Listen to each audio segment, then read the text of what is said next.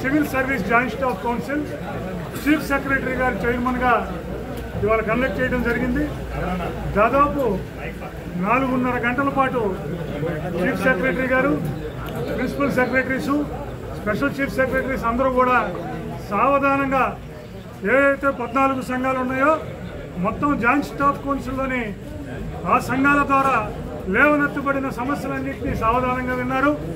AP JAC పక్షాన, AP NGOs association పక్షాన ఇవాళ రాష్ట్ర ప్రభుత్వ ఉద్యోగులకు రావాల్సిన పిఆర్సీ కమిటీ ఏదైతే మరి 25 నెలలైనా కూడా కమిటీని అపాయింట్ చేయని పరిస్థితిని, మరి పిఆర్సీ కమిటీని 2023లో వేసినా కూడా అప్పుడున్న పిఆర్సీ కమిషనర్ మన్మోహన్ సింగ్ గారు రాజీనామా చేయటం ద్వారా ఆ పోస్ట్ ఖాళీ అయింది. ఇంతవరకు దాన్ని ఫిలప్ చేయకపోవటం, ఇంటర్వ్యూలకు ఇవ్వకపోవటం, అలాగే ఇప్పుడు 3 డిఏలు పెండింగ్ ఉన్నాయి. 4వ డిఏ కూడా పెండింగ్లో ఉన్న పరిస్థితి ఉంది. మరి డిఏలో ఒక డిఏని మంజూరు చేయాలని చెప్పటం, 12.5 లక్షల మంది ఉద్యోగులకు సంబంధించిన హెల్త్ కార్డుల విషయంలో హెల్త్ కార్డులు అసలు ఏమీ పని చేయటం లేదు. రీఎంబర్స్మెంట్కే ఒక సంవత్సరం పట్టే పరిస్థితి ఉంది. రీఎంబర్స్మెంట్లో స్క్రూటినైజ్ అవడం లేదు. హాస్పిటల్స్ రీఎంబర్స్మెంట్ మీద తప్పితే క్యాష్లెస్ ట్రీట్మెంట్ చేయటం లేదు. మరి దీనిని ఇన్సూరెన్స్లోకి, అలాగే ఇన్సూరెన్స్ దాన్ని తీసుకుని వచ్చే లోపు మరి దీనికి 50,000 ఉన్న దీన్ని ₹1,00,000కి, 2 లక్షలు ఉన్న సీలింగ్ని 5 లక్షల రూపాయలకి చేయాలనేది ఇవాళ జాయింట్ స్టాఫ్ కౌన్సిల్లో ప్రస్తావించాం. ఏదైతే హెల్త్ కార్డుల మీద మేము ప్రస్తావించామో మెడికల్ బిల్ స్క్రూటినీ చేయాలని, ఇన్సూరెన్స్ దానికి ఇవ్వాలని, దానికి జాయింట్ స్టాఫ్ కౌన్సిల్ పాజిటివ్గా స్పందించిందన్న విషయాన్ని తెలియజేస్తూ, అలాగే ఉద్యోగులకు సంబంధించి జీవోస్ లాస్ట్ జాయింట్ స్టాఫ్ కౌన్సిల్లో కానీ తర్వాత కానీ కొన్ని ఉత్తర్వులు ఇవ్వడం జరిగింది. మేము జాయింట్ స్టాఫ్ కౌన్సిల్ని అడిగాం, అయ్యా మీరు 2 సంవత్సరాల క్రితం 3 సంవత్సరాల క్రితం జాయింట్ స్టాఫ్ కౌన్సిల్లో కొన్ని రెజల్యూషన్స్ తీసుకున్నాం, దానికి లోబడి ప్రభుత్వం కొన్ని ఉత్తర్వులు ఇచ్చింది. ఆ ఉత్తర్వులను కూడా అమలు చేయని పక్షంలో ఇప్పుడున్న జాయింట్ స్టాఫ్ కౌన్సిల్కి ఇదే ఉంటుందని అడిగిన పిమ్మట ప్రభుత్వం కూడా, ఎందుకంటే ఈహెచ్ఎస్ కంట్రిబ్యూషన్ డైరెక్ట్గా హాస్పిటల్ కట్టమని అడిగాం. ఇంతవరకు ఉత్తర్వులు వచ్చింది కానీ దాని నుంచి పాలకులు పోలా. డిఏలు 50 నెలల డిఏలు మాకు ఇన్స్టాల్మెంట్లో ఇస్తామని చెప్పి జీవోలు ఇచ్చారు. వాటిని ఇంప్లిమెంట్ చేసిన పరిస్థితి లేదు.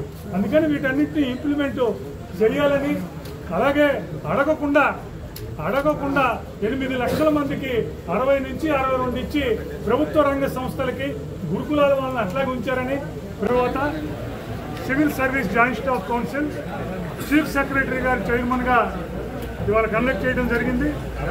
దాదాపు 4.5 గంటల పాటు చీఫ్ సెక్రటరీ గారు, principal secretaries, special chief secretaries అందరూ కూడా సావధానంగా ఏదైతే 14 సంఘాలు ఉన్నాయో మొత్తం జాయింట్ స్టాఫ్ కౌన్సిల్లోని ఆ సంఘాల ద్వారా లేవనెత్తబడిన సమస్యలన్నింటినీ సావధానంగా విన్నారు.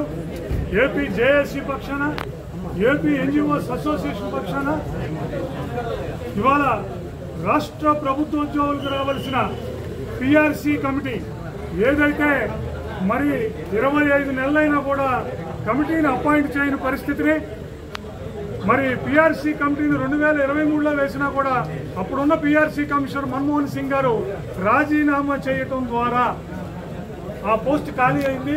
ఇంతవరకు దాన్ని ఫిలప్ చేయకపోవటం, ఇంటర్వ్యూలకు ఇవ్వకపోవటం, అలాగే ఇప్పుడు 3 డిఏలు పెండింగ్ ఉన్నాయి. 4వ డిఏ కూడా పెండింగ్లో ఉన్న పరిస్థితి ఉంది. మరి డిఏలో ఒక డిఏని మంజూరు చేయాలని చెప్పటం, 12.5 లక్షల మంది ఉద్యోగులకు సంబంధించిన హెల్త్ కార్డుల విషయంలో హెల్త్ కార్డులు అసలు ఏమీ పని చేయటం లేదు. రీఎంబర్స్మెంట్కే ఒక సంవత్సరం పట్టే పరిస్థితి ఉంది. రీఎంబర్స్మెంట్లో స్క్రూటినైజ్ అవడం లేదు. హాస్పిటల్స్ రీఎంబర్స్మెంట్ మీద తప్పితే క్యాష్లెస్ ట్రీట్మెంట్ చేయటం లేదు. మరి దీనిని ఇన్సూరెన్స్లోకి, అలాగే ఇన్సూరెన్స్ దాన్ని తీసుకుని వచ్చే లోపు మరి దీనికి 50,000 ఉన్న దీన్ని ₹1,00,000కి, 2 లక్షలు ఉన్న సీలింగ్ని 5 లక్షల రూపాయలకి చేయాలనేది ఇవాళ జాయింట్ స్టాఫ్ కౌన్సిల్లో ప్రస్తావించాం. ఏదైతే హెల్త్ కార్డుల మీద మేము ప్రస్తావించామో మెడికల్ బిల్ స్క్రూటినీ చేయాలని, ఇన్సూరెన్స్ దానికి ఇవ్వాలని, దానికి జాయింట్ స్టాఫ్ కౌన్సిల్ పాజిటివ్గా స్పందించిందన్న విషయాన్ని తెలియజేస్తూ, అలాగే ఉద్యోగులకు సంబంధించి జీవోస్ లాస్ట్ జాయింట్ స్టాఫ్ కౌన్సిల్లో కానీ తర్వాత కానీ కొన్ని ఉత్తర్వులు ఇవ్వడం జరిగింది.